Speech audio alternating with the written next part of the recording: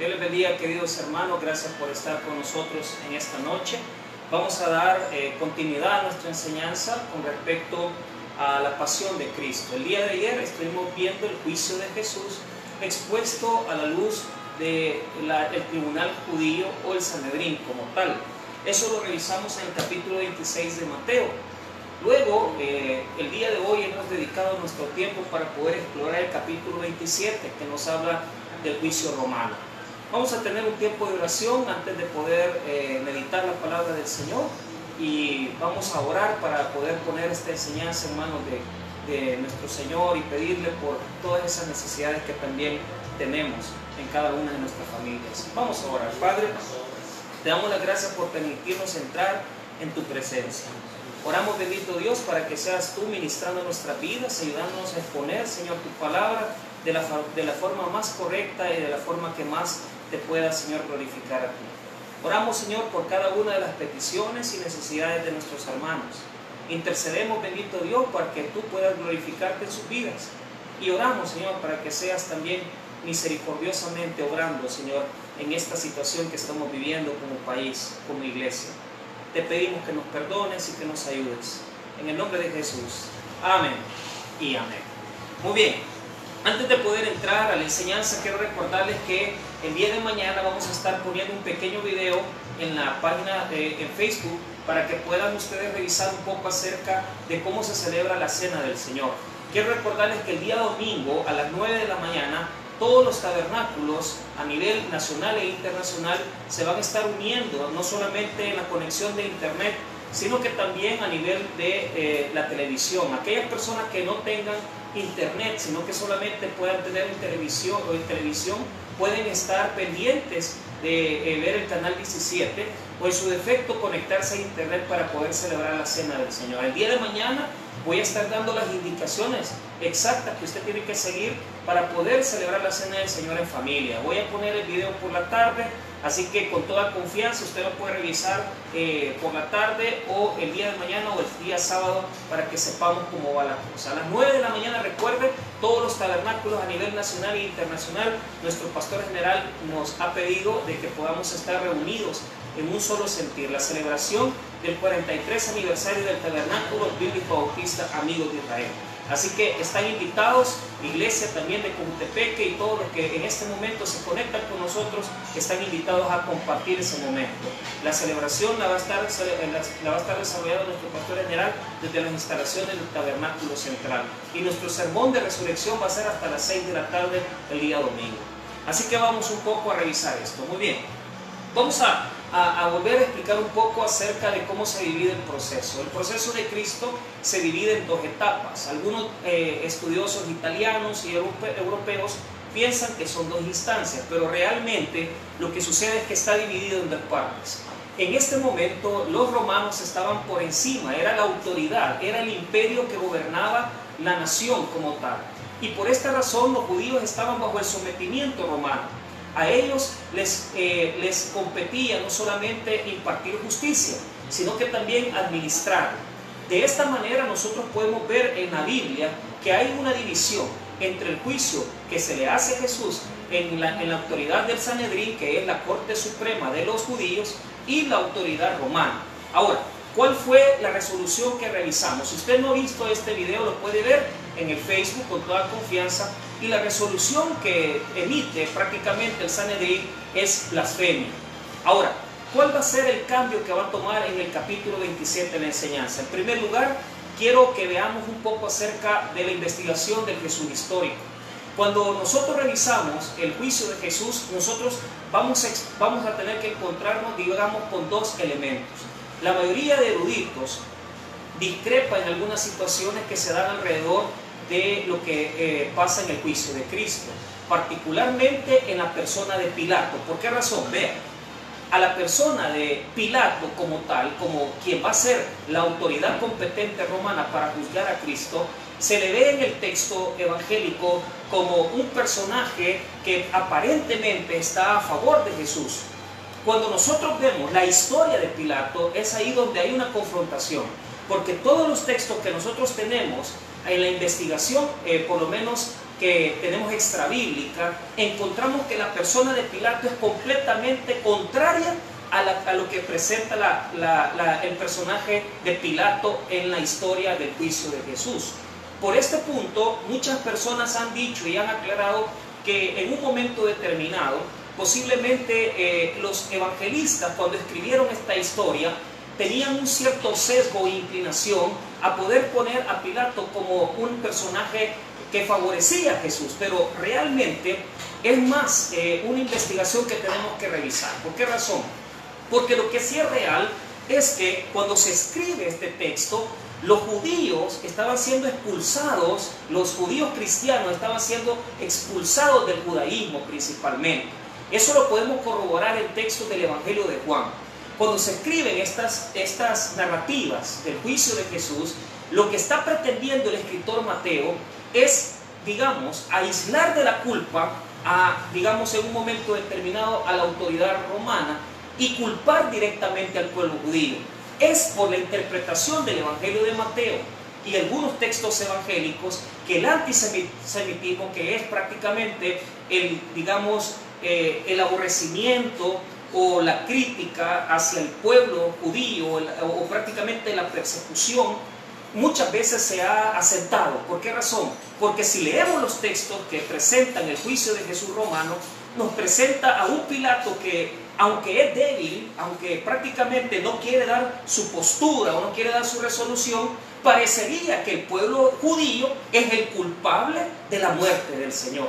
Ahora, hay que tener mucho cuidado con esta interpretación antisemitista, con esta interpretación que pone a Israel como culpable de la muerte. El día de ayer nosotros revisábamos estos textos de forma teológica y de forma bíblica, y nosotros llegamos a la conclusión real de que la responsabilidad de la muerte de Jesús tenía muchas implicaciones. Por lo tanto, hay que tener cuidado cuando nosotros sacamos estos textos y comenzamos a interpretarlos con una inclinación. Ya vamos a revisar un poco, digamos, una postura que podemos nosotros entender antes de poder entrarle al texto.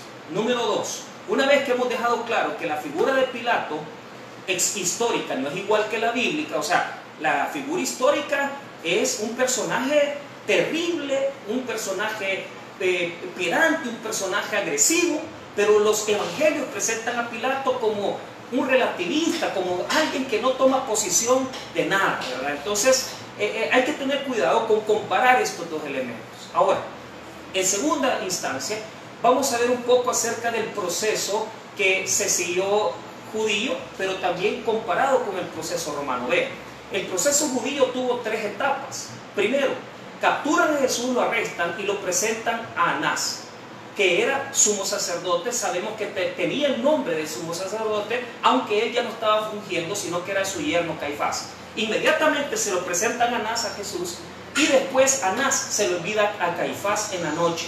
En ese momento se somete a la autoridad de Caifás, y luego, después de estar sometido a la autoridad del Sanedrín y Caifás, por la mañana temprano tienen una última audiencia. Vea, estos acontecimientos nosotros no tenemos manera, y es bien difícil. Yo quiero decir claramente que hay una discrepancia en lo que respecta al día en que Jesús celebró esta cena. Algunos hablan, nosotros tenemos la conciencia de entender que fue día jueves y que Jesús fue prácticamente crucificado el día viernes. Pero hay ciertas discrepancias en la historia. Sin embargo, no nos vamos a meter en eso. Lo que yo quiero que usted entienda es que primeramente va donde Anás, segundo va donde Caifás por la noche, y temprano por la mañana el Sanedrín se va a reunir para poderse poner de acuerdo cómo van a presentar a Jesús ante Pilato. ¿Por qué? Los romanos iniciaban sus labores desde muy temprano. Ellos, a la primera luz del día, ellos ya estaban fungiendo en las autoridades judiciales. Y este sentido tiene bastante importancia, porque cuando veamos el día de mañana ya los sufrimientos de Cristo, nos vamos a dar cuenta que hay que ser muy exactos en las horas en las cuales Jesús tuvo que haber sufrido. Entonces, esto nos dice que tuvo 3 etapas el juicio judío. Primero Anás, después Caifás, y temprano por la mañana, el día viernes, se presenta ante el Sanedrín solamente para poder acordar la causa y cómo se le iban a presentar a Pilato. Esto lo dice Mateo 27:1, léanlo conmigo. Venida la mañana, todos los principales sacerdotes y los ancianos del pueblo entraron en consejo contra Jesús para entregarle a muerte. Entonces, había pasado Jesús ya sufriendo la noche, había sido arrestado por la noche, había sido puesto a la orden de Anás, después a la orden de Caifás, y temprano por la mañana el Sanedrín se ha reunido rápidamente para acordar algunos elementos. Ahora, vean, esto es muy temprano por la mañana, pero ¿qué está sucediendo? Va a comparecer Jesús, inmediatamente Pilato comienza a desarrollar su actividad, comienza ya el Sanedrín a presentarle a Jesús. Los romanos, desde este punto de vista, en la parte judicial, eran muy cumplidos, y desde muy temprano por la mañana, Pilato estaba ya a la orden para poder recibir la causa de Cristo. Ahora, ponga atención, ¿qué es lo que está pasando? Van a presentar a Jesús, pero ellos necesitan unos cargos. La naturaleza del proceso se llama cognitio extra ordinem. La cognitio extra ordinem consiste en un proceso donde las etapas se van dando de forma inmediata. Esto quiere decir que él va a ser juzgado ante Pilato, va a tener un movimiento que ya voy a estar explicando en breves minutos hacia Herodes, y después va a ser juzgado ante Pilato nuevamente. La cognitio extra ordinem permitía que ellos pudieran llevar la causa de forma inmediata en un juicio ordinario. Ahora, vean lo que va a suceder. Cuando llegan donde Pilato, ellos necesitan una causa. ¿Qué les dije el día de ayer? Dijimos que el juicio judío, la sentencia fue blasfemia, pero la blasfemia no es causal de muerte. Ante la autoridad romana, ellos no podían llegar acusándole de blasfemia. Ellos tenían que acusarle de una cosa específica, y la blasfemia no era causa de muerte para el imperio romano. Entonces es aquí donde se hace un cambio de la causa. Los cargos son cambiados. ¿Por qué razón? Se hace una imputación distinta, en el sentido de que se cambia la blasfemia por la causa de ser acusado a Jesús de 3 diferentes delitos. Vean, porque el capítulo 27, verso 11, me va a decir a mí lo siguiente. Escuche bien. Jesús, pues, estaba en pie delante del gobernador, y éste le preguntó diciendo: ¿eres tú el rey de los judíos? Entonces, la causa que ha prevalecido no es la blasfemia, sino que estos señores han llegado donde Pilato, y aunque no tenían clara la acusación de cómo la iban a sentenciar, de cómo iban a acusarlo para que lo mataran, se les ocurrió comenzar a señalar las situaciones políticas. Entonces, el texto del versículo 11 de Mateo 27 me dice a mí, me increpa a mí, de que hay una razón política por la cual están acusando a Jesús. Ahora, yo no me puedo quedar con eso. Cuando yo investigo los textos evangélicos y voy directamente a Lucas capítulo 23, yo sé que usted en este momento tal vez no lo puede hacer, pero yo se lo voy a leer. Lucas 23, y vamos a revisar primeramente este texto para poder entender un poco de esto. Lucas 23, versos 2 y 3, 2 al 3. Se le acusa de 3 cosas. La fiscalía, cuando va a preparar un requerimiento, tiene que llevar una acusación, y muchas veces se incorporan varios delitos de los cuales ellos tienen alguna evidencia. Algunas veces tienen evidencia, algunas veces no la tienen, pero lo preferible es poner 3 delitos, aunque se puedan sustentar solo 1 o 2. Entonces, ¿qué sucedió?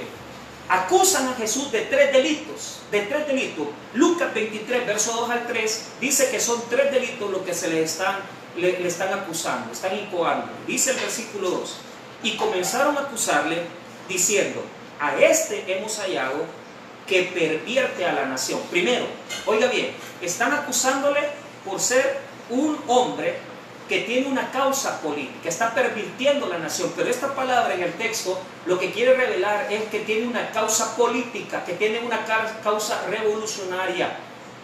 La segunda razón, según el verso 2 de Lucas 23, y que prohíbe dar tributo al César. Escuche, le están acusando de prohibir dar tributo al César, cuando en las preguntas que se le hacen a Jesús, ya tratando de poderle poner una trampa, Jesús ha dicho: dar al César lo que es del César y a Dios lo que es de Dios. Él jamás ha prohibido darle tributo al César.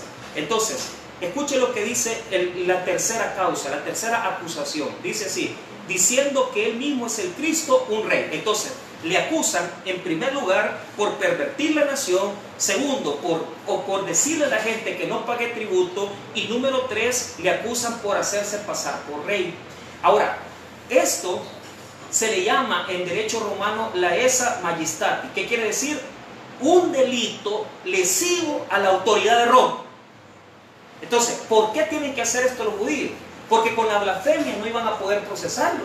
Necesitaban una causa romana justa que pusiera en duda la autoridad de Pilato y del emperador, y por esa razón tienen que tomar la causa desde la visión política. En este sentido, lo que están tratando de hacer es acusarle de ser un sedicioso, de ser un revoltoso, un revolucionario. 3 acusaciones se plantearon en lo que respecta a la causa de Cristo. Ahora, esto obliga a Pilatos a tener que investigar. Esto obliga a Pilato a tener que enfrentar la situación. Pero ¿qué es lo que sucede? Según lo que dice el texto que estamos revisando, porque acuérdense que nuestro texto base es Mateo capítulo 27, 11, pareciera que la que más prevaleció fue la de ser rey. ¿Por qué razón? Porque tenía él que revisar, él tenía que hacer un interrogatorio. El interrogatorio iba a consistir en saber si este hombre verdaderamente se estaba haciendo pasar por rey y si era un revolucionario. Entonces, de las 3 acusaciones, la que más pesó no fue la de no pagar tributo, no fue la que él pervierte al pueblo, sino que la que prevalece es la del rey, la de la acusación de que se hace pasar por rey. Ahora, aquí va a dar apertura a un incidente.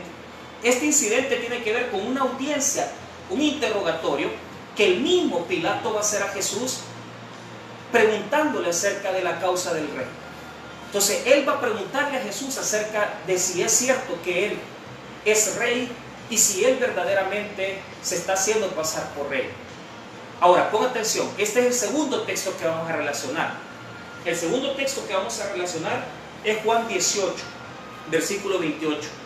Juan 18, 36, perdón, al 38. Juan 18, 36 al 38. Una vez que escucha las 3 acusaciones, a Pilato se le hace obligatorio investigar la acusación de la cuestión del rey. Porque, lo vuelvo a repetir, era una acusación lesiva a la autoridad romana. Entonces, aunque él no hubiera querido, porque él no tenía ganas, escuche bien, el problema de Pilato no era Jesús, el problema de Pilato era que odiaba a los judíos, y peor a los sacerdotes, peor a los romanos, peor a los judíos y a los sacerdotes, a los fariseos. Él los odiaba, los detestaba. Y la razón era muy importante. ¿Por qué? Porque ya anteriormente estos querían haber acusado a Pilato de varias otras cosas que estaba haciendo mal. Entonces él odiaba a las autoridades religiosas. Él las odiaba, pero él tenía que ceder porque estaba tocando una causa que afectaba a la autoridad romana y por lo tanto tenía que investigar. Ahora, veamos este texto de Juan 18, 36 al 38. Aquí es donde Pilato le va a preguntar a Jesús acerca de su reino. Vean lo que dice, versículo número 36. Respondió Jesús: mi reino no es de este mundo. Si mi reino fuera de este mundo, mis servidores pelearían para que yo no fuera entregado a los judíos. Pero mi reino no es de aquí. Le dijo entonces Pilato: luego, ¿eres tú rey? Respondió Jesús: tú dices que yo soy rey.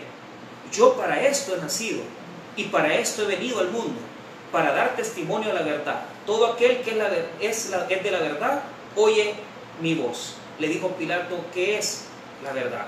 Entonces, podemos notar de que él está hablando de un reino que no es de este mundo.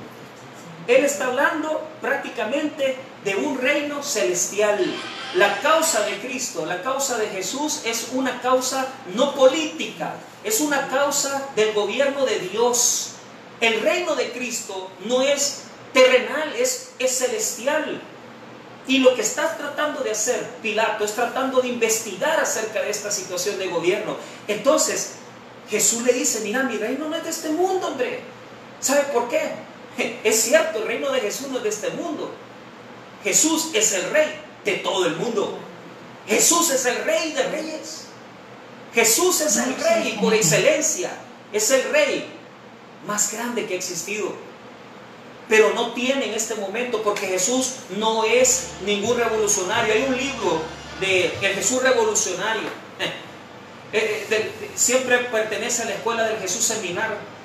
Pero todos estos libros que quieren poner a Jesús como un cínico, un filósofo cínico, como un revolucionario, carecen de verdadero sustento. Porque podemos notar en las Escrituras que Jesús nunca tuvo una causa política. La causa de Jesús era la salvación de las almas. La causa de Jesús era celestial. La causa de Jesús era más allá de este mundo. ¿Qué sucede? Pilatos se va a dar cuenta que no hay peligro. Entonces, esto nos lleva nuevamente a nuestro texto. En Mateo capítulo número 27, versículo número 11 y 12.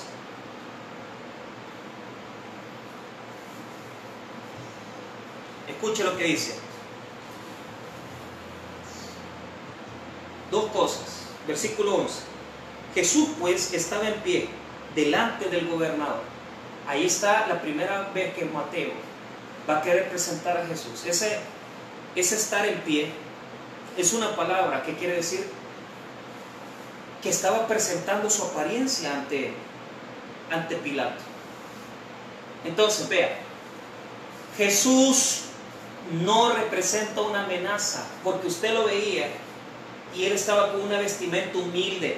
A Pilato le habían enseñado que los reyes se vestían con una gran pompa, que eran poderosos, eran ricos. Este Jesús no tenía este ropaje, era un campesino, era un hombre humilde de su nación. Él no tenía ningún tipo de vestimenta ostentosa, ni ninguna vestimenta que le hiciera pensar a Pilato que era una amenaza. Cuando lo vio, y lo vio humilde, y lo vio con su apariencia humilde, podemos recordar aquel texto de Isaías. ¿Cómo se veía Jesús? A mí me encanta esa alabanza, porque la visión que tenemos de Cristo a veces es equivocada, y en la Edad Media se comenzaron a hacer un montón de pinturas de Jesús, y la que más prevaleció fue la de su muerte, la de su sacrificio.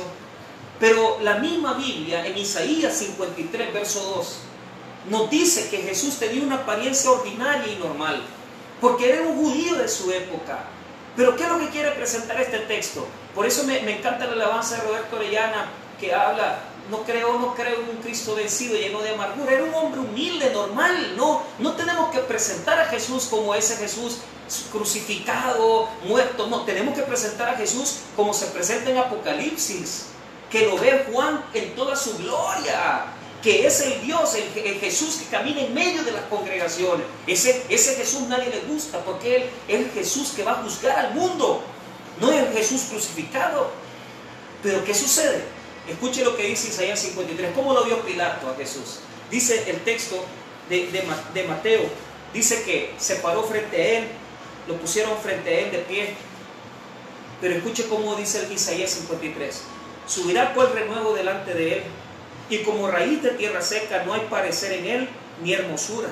Le veremos más inatractivo para que le deseemos. ¿Qué es lo que dice el texto? El texto dice que no tenía una apariencia de un rey, era un hombre humilde. Entonces cuando Pilato lo ve frente a él, lo ve vestido normal, lo ve con un rostro normal. Pero no solamente ve eso, sino que escuche también el versículo número 12 y 13. Y siendo acusado por los principales sacerdotes y por los ancianos, nada respondió. 13. Pilato entonces le dijo: ¿no oyas cuántas cosas testifican contra ti? Pero Jesús no le respondió ni una palabra, de tal manera que el gobernador se maravillaba mucho. ¿Qué hace Jesús? Se queda callado. Dos características: no se ve como revolucionario y no habla como revolucionario. Normalmente todos los hombres que estaban siendo acusados ante Pilato gritaban, se defendían. Jesús no, Jesús callaba. Jesús era un hombre humilde, no se veía como revolucionario, no se veía como tal. Y yo quiero que usted lo vea a él ahora, y que usted se pregunte cómo lo ha visto. ¿Lo ha visto como el Jesús de la cruz, que no hace nada, que no le hace daño a nadie? ¿O lo ha visto como un Jesús de gloria, que vive y que reina y que es un Dios que juzga y que demanda. El Jesús crucificado no exige nada porque está muerto, pero el Jesús que vive, que resucita, es el Jesús que exige la vida, que exige que sus discípulos le amemos, le sigamos. Pilato lo ve y no lo ve como amenaza. Entonces, ¿qué es lo que hace Pilato? El texto no nos lo refiere, pero sabemos que se lo envió directamente a Herodes. Pilato lo que quería era deshacerse de él. Pilato lo que quería era salir de la responsabilidad. Pilato lo que quería era no hacerle caso a los judíos. No es que amara a Jesús, es que lo que quería Pilato era no hacerle caso a los sacerdotes ni a los religiosos que se lo estaban enviando. Entonces la Biblia nos revela de que en este momento fue el momento en el cual se lo mandaron exactamente a Herodes. Y aquí nosotros podemos comenzar a ver algo. Si usted va conmigo a Lucas 23, se va a dar cuenta de eso. Una vez que está donde Pilato, lo va a enviar Pilato donde Herodes, porque se va a dar cuenta que él es de Galilea. Entonces, ¿qué va a hacer Herodes? Pilato lo ve como un campesino, ve que no tiene ninguna responsabilidad, ve que no se defiende. Entonces se lo manda a Herodes, porque él piensa, yo no le voy a hacer caso a los judíos, voy a mandárselo a Herodes, porque Herodes estaba en esas fiestas que se estaban celebrando de Pascua y estaba llegando a ese lugar para poder ver que estuvieran en orden y que no se hicieran tumultos. Herodes el tetrarca, Antipas, era el que estaba a cargo en este momento. Estaba en una condición sumamente cerca del imperio romano. Y Herodes lo recibe. Y escuche lo que sucede en el versículo número 6, Lucas 23, 6. Entonces Pilato, oyendo decir Galilea, preguntó si el hombre era Galileo. Y al saber que era de la jurisdicción de Herodes, le remitió a Herodes, que en aquellos días también estaba en Jerusalén. Herodes, viendo a Jesús, se alegró mucho porque hacía tiempo que deseaba verle, porque había oído muchas cosas acerca de él y esperaba verle hacer alguna señal. Y le hacía muchas preguntas, pero él nada le respondió. Y estaban los principales sacerdotes y los escribas acusándole con gran vehemencia. Entonces Herodes con sus soldados le menospreció y escarneció, vistiéndole de una ropa espléndida, y volvió a enviarle a Pilato. Y se hicieron amigos Pilato y Herodes aquel día, porque antes estaban enemistados entre sí. Ya vimos la primera violación. O sea, el juicio judío tuvo un montón de violaciones. Pero ¿cuál es una de las violaciones que se están cometiendo en este proceso? En primer lugar, lo que vemos es que juegan con las causas, porque están cambiando constantemente la causa hasta que les pega la cuestión de que hacerlo pasar por rey y ya están acusándole de sedición. Ahora que está donde Herodes tenía que interrogarlo, pero ¿qué es lo que pasa? No lo interroga. Él lo que hace es burlarse de mi Señor. Se burló de Jesús. Le digo, haceme una señal, hombre, yo he escuchado que vos haces milagritos. ¿Cuántos Herodes hay que están diciendo nada más, danos un milagro, Dios, pero no tienen el menor deseo de entregar sus vidas a Él? Así hay mucha gente que ve a Jesús como que fuera una causa de burla. Y se burlan de Él. Aún en esta crisis que estamos viviendo, se están poniendo mascarillas. Y llegan a las tiendas y llegan a las cuestiones de conveniencia a comprar cerveza. Entrégate a Cristo, no te burles de Él. Herodes se burla de Jesús. En lugar de interrogarlo, es otra causa violatoria. Pero otra causa violatoria es que es ilegal mandar a un acusado golpeado ante la autoridad. ¿Y qué es lo que hace Herodes? Herodes no lo golpea, pero lo escarnece, se burla de él. Para esta época, escuche cuántas veces le han pegado a Jesús. Número 1, a Anás le pegaron una bofetada en casa de Anás. Número 2, cuando estuvo ante Caifás y el Sanedrín, le golpearon su cara. Y ahora se están burlando de él. Se están burlando de Jesús.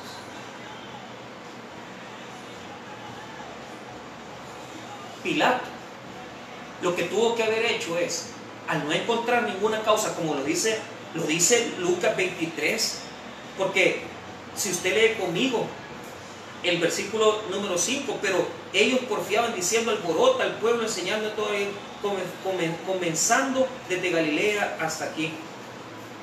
Pero él sabía perfectamente que no encontraba ninguna causa, y en 3 ocasiones en Lucas él va a repetir que él no encuentra ninguna causa. Pero ¿qué es lo que pasa? Pilato tuvo que haber deshecho el juicio en ese momento. La prueba testimonial del juicio judío estaba totalmente trastornada. Las acusaciones por las cuales llevaron ante Jesús a Pilato no eran fundamentadas, porque simplemente Jesús no decía, no se defendía. ¿Qué es lo que había tenido que hacer Pilato allí? Deshacer, renunciar al juicio, declarar inmediatamente a Jesús libre, declararlo libre, sobreseerle. Pero no fue así. Herodes se lo manda a Pilato, y hoy Pilato va a hacer, el primer intento de Pilato de deshacerse, de juzgar a Jesús para no hacerle caso a los judíos, fue mandárselo a Herodes. La segunda forma la vamos a ver ahorita. Vaya conmigo nuevamente a Mateo 27, verso 15. Mateo 27, verso 15. Y miren lo que va a pasar aquí. En este momento, lo que vamos a encontrar es una costumbre. Había una costumbre que, aquí tengo un dato yo histórico. Esta costumbre estaba establecida en memoria de la liberación de Egipto.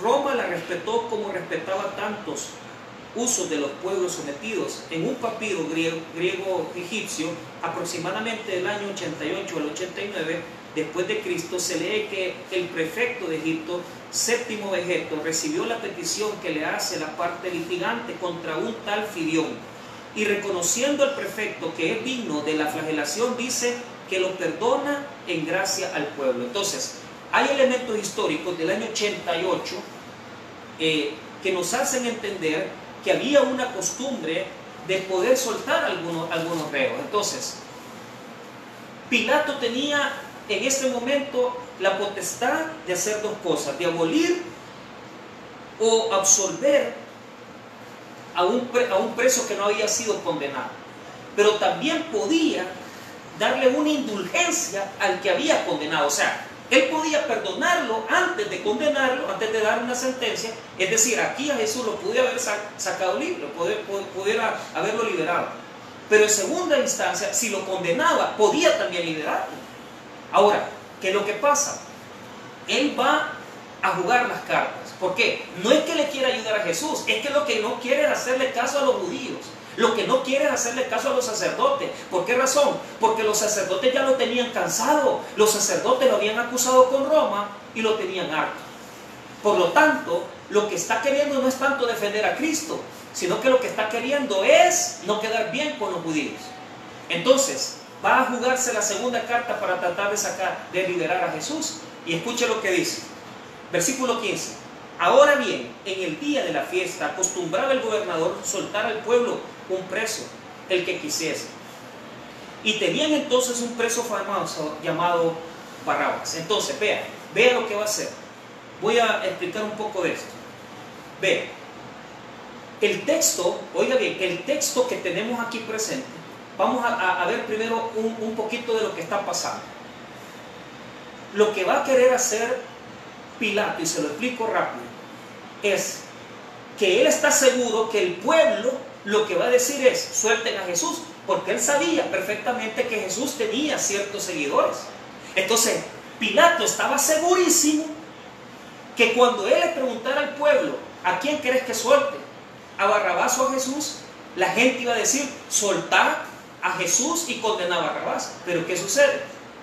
¿Por qué lo hace así? Lo que él quería era quedar bajo su autoridad romana, someter a los religiosos, demostrarle al Sanedrín y demostrarle al poder de la Corte Suprema judía, y demostrarle el poder político, que él era más fuerte, que los seguidores que él tenía en el pueblo eran más grandes. Entonces, lo que él quería era demostrarle de forma eficiente que a él lo acuerpaba el pueblo. Y si él venía a presentarle a Jesús y a Barrabás, lo que iba a hacer era liberar a Jesús y condenar a Barrabás. Ahora, aquí hay un problema textual. Y lo explico porque es necesario que lo dejemos claro para que la gente que lo revise este texto después o lo quiera revisar en el futuro tenga certeza de esto. Barrabás es la conjunción de dos palabras en hebreo. Hebreo bar es hijo, y Abba, porque nosotros decimos Abba, pero verdaderamente, si se puede, es Abba. Entonces, es hijo del Padre. Ese es el nombre de Barrabás. Pero aquí viene un problema de carácter exegético y textual. En las traducciones siriacas y en algunas traducciones muy antiguas, el texto aparece traducido de esta manera. Lo que dice Pilato es: ¿a quién quiere que le suelte? ¿A Jesús el Mesías o a Jesús Barrabás? Los dos se llamaban igual. Barrabás se llamaba Jesús y Jesús se llamaba Jesús el Mesías. Escuche, le voy a leer la traducción Dios habla hoy. La traducción Dios habla hoy. Si usted quiere y la tiene en su casa, que siempre es bueno tener varias traducciones, escuche cómo dice Dios habla hoy este texto. Mateo 27, 16 al 18. Escuchen. Había entonces un preso famoso llamado Jesús Barrabás. Y estando ellos reunidos, Pilato les preguntó: ¿a quién quieren ustedes que les ponga en libertad? ¿A Jesús Barrabás o a Jesús el que llaman el Mesías? Entonces, los dos se llaman Jesús. Según la traducción siriaca, eso es. Entonces, veamos los antecedentes de este Barrabás, solo para que tengamos, porque ya tenemos el nombre, lo que significa hijo del Padre. Número 2, ya vimos que se llama Jesús en algunas traducciones, los dos. Ahora veamos el expediente de este señor. Nos vamos a meter al expediente del policía, del récord que este señor tiene, y escuche algunas cosas de lo que dicen. De lo que dicen de él. En Marcos 15:7 dice así: y había uno que se llamaba Barrabás, preso con sus compañeros de motín, que habían cometido homicidio en una revuelta. O sea, Marcos 15:7 dice que Barrabás era, número 1, era sedicioso, él sí era un revolucionario. Y número 2, habían cometido homicidio en la revolución macabea que sucedió en el 160 a.C. Ya había un movimiento de gente revolucionaria que querían liberar a los judíos de Roma. Y desde ahí había una línea que algunos piensan que los celotes, ¿verdad? No los lotes, celotes. Entonces, esta línea de celota era la línea más revolucionaria que había en este momento en la nación. Entonces, ¿qué sucede? Marcos 15:7 dice que era un revoltoso, era un revolucionario, pero que además había cometido homicidio. Y número 2, en Juan 15:18-40 dice que era ladrón. Escuche, entonces todos dieron voces de nuevo, diciendo: no a este, sino a Barrabás. Y Barrabás era ladrón. Entonces, la tradición joánica, la tradición de Juan, dice que es ladrón. Y la tradición de Marcos, o la tradición marquiana, dice que es revoltoso, revolucionario. Las dos tienen fuentes, pero la más antigua es la de Marcos. Escuche bien. ¿A quién vas a preferir? ¿Al líder político? ¿Al revolucionario? ¿O al libertador espiritual? ¿Al libertador político o al libertador espiritual? Hoy en día, los presidentes están compitiendo para ver quién va a ser el que más aplausos se va a llevar. Pero el único que se va a llevar aplausos es el libertador espiritual, que es Jesús. Él es el único que lo merece. Él es el que verdaderamente va a sacar una victoria de todo este problema que estamos viviendo. Porque el mundo se va a dar cuenta que Él es el verdadero Dios y el Rey de este mundo. Y se va a dar cuenta que sin Jesús no somos nada. Las estadísticas que tenemos, según una evaluación que hizo una de las revistas más famosas el día de hoy, dicen que en cada una de las pandemias se redistribuye la riqueza, y los ricos están preocupados, por lo menos estadounidenses y los que viven en Europa, porque en cada pandemia hay un montón de ricos que pierden su riqueza y un montón de gente pobre que mejoren su condición económica. Yo no sé si va a pasar eso o no, pero lo que yo sí te puedo decir es que Jesús es el libertador. ¿Y qué pasó? Pilato estaba seguro que iban a escoger a Jesús el Mesías, porque si usted lee conmigo el texto lo deduce de esa manera, el versículo número 17. Reunidos pues ellos, les dijo Pilato: ¿a quién queréis que os suelte? ¿A Barrabás o a Jesús llamado el Cristo? Entonces, está Jesús llamado el Cristo y Jesús llamado Barrabás. Entonces, él estaba seguro que la gente iba a decir: suelten a Jesús. Pero ¿sabe qué? En este momento el texto de Mateo introduce una tradición que no está en los demás evangelios, y es el momento en el cual la esposa de Pilato le manda un mensaje a Pilato. Entonces el verso número 18 y 19 dice: porque sabía que por envidia le habían entregado. Pilato ya sabía que este proceso era ilegal, él sabía que este proceso era una cosa que no tenía sentido, y sabía que los sacerdotes y sabía que las autoridades religiosas lo que querían era la muerte. ¿Por qué? Porque la gente no le hace estorbo a un político, porque un político es parecido a lo que ellos son. Ellos vivían en la corrupción, el gobierno era corrupto, la religión era corrupta, pero un Jesús libertador, limpio y puro, le hace estorbo a cualquiera. Entonces él sabía perfectamente que la autoridad religiosa lo estaba haciendo por envidia, porque les hacía estorbo. Pero ¿qué sucede? En ese momento, en el verso número 19, y estando él sentado, le mandó un mensaje a su mujer, a Pilato. En el tribunal, su mujer le mandó a decir: no tengas nada que ver con ese justo, porque hoy he padecido mucho en sueños por causa de él. Entonces, en la tradición griega hay una condición que les habla a las deidades por sueños. Entonces, se conocía la historia de la mujer de César, que por haber soñado en la víspera de su muerte, bañado en sangre, y no quería dejarlo salir, y después lo asesinaron. Entonces, conocían la historia de una esposa de un César que le había dicho: mira, no salgas, y al final lo asesinaron. Entonces, era muy respetado los sueños.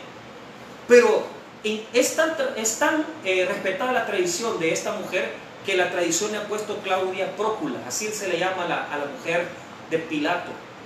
Y en muchas tradiciones, en muchas religiones de carácter más copto y todo eso, esa línea religiosa, se le respeta mucho en esas tradiciones. Ahora, esta mujer le manda un mensaje, y en ese momento que Pilato se descuida para escuchar el mensaje que le mandaba a su mujer, o sea, es como que yo estuviera juzgando de este lado y viera a Jesús y todo, y de repente yo me volteara a ver. En este momento en el que yo me volteo, para oír el mensaje de mi esposa, ahí los sacerdotes y las autoridades le lavaron el cerebro al pueblo. Y esto tiene que ser un mensaje para nosotros como pueblo religioso: que no nos exploten, que a veces con ciertas mentiras somos volubles, nos gobiernan, nos dicen mentiras, nos utilizan, nos explotan. Los líderes religiosos y a veces los líderes políticos. Entonces, escuche lo que dice el 20: pero los principales sacerdotes y los ancianos persuadieron a la multitud que pidiese a Barrabás y que Jesús fuera muerto. Entonces las autoridades le dijeron al pueblo: pidan que liberen a Barrabás. Imagínense, escogiendo por este revolucionario, en lo que ellos, porque ellos no les hacía estorbo, Barrabás no les hacía estorbo. Pero recordemos que en el año 70 después de Cristo, Jerusalén fue destruida por el mismo liderazgo político, por los revolucionarios que se habían levantado en contra de Roma. Jesús no les hacía nada. Entonces, las autoridades le vendieron al pueblo que tenían que escoger a Barrabás. Y Barrabás fue escogido por el pueblo. Así era el pueblo. Le vendían, los chantajeaban, los manipulaban. Y así ha pasado siempre. El pueblo, muchas veces religioso, y el pueblo de las naciones, muchas veces así. Somos seguidores de hombres y nos explotan y nos manipulan. Pero ¿qué pasó? Esa fue la sorpresa que llevó Pilato, porque este fue el segundo intento que Pilato tuvo para liberar a Jesús. Pero ¿qué pasó? ¿Qué es lo que respondió el pueblo? El verso número 21. Y respondiendo el gobernador les dijo: ¿a cuál de los dos queréis que os suelte? Y ellos dijeron: a Barrabás. En lo que se descuidó Pilato a ver el mensaje de su mujer, a escuchar el mensaje de su mujer, los líderes religiosos que tenían cierta potestad sobre el pueblo, porque ellos han de haber puesto a Jesús como un fracasado, porque es un líder que está siendo procesado.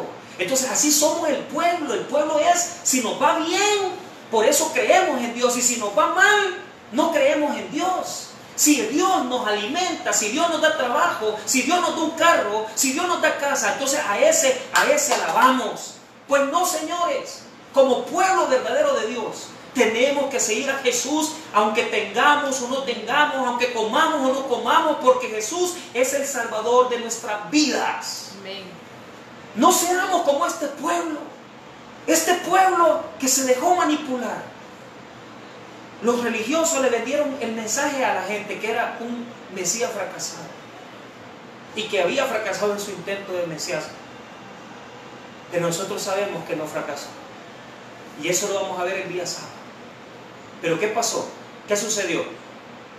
Pilato se quedó sorprendido porque él pensó: van a liberar a Jesús, pero no es así.